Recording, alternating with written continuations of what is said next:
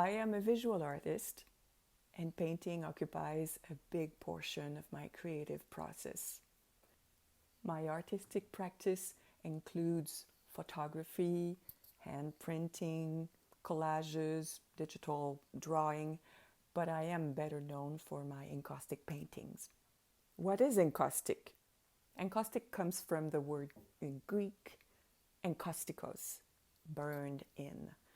It's a very ancient technique that comes from the Greeks, who used it from the hull of their vessels to the surface of sculptures, and yet again we found examples, artifacts in tombs of the Greco-Roman ruled Egypt from 100 BC to AD 200. In fact, the portraits that were discovered by the archaeologist in Fayum were so beautifully executed and preserved that it allows us to say nowadays that encaustic is a very sturdy, resistant material and technique, as much as oil painting, for example. I basically fell in love with encaustic through a workshop that was given by the Art Gallery of Regina about 20 years ago. And that's when I discovered that this whole process was tailor-made for me. It implies to work with wax that's been colored with pigment, and that wax is beeswax with resins.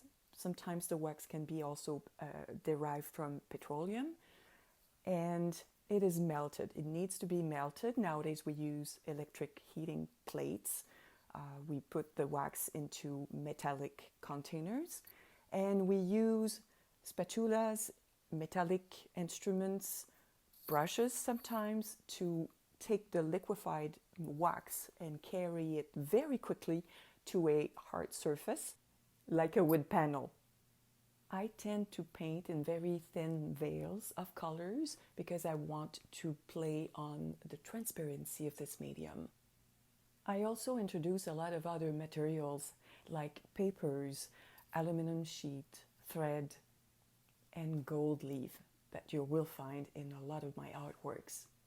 Gold is a nod to the long history of encaustic, and when I do mix my own colors, I feel like an alchemist.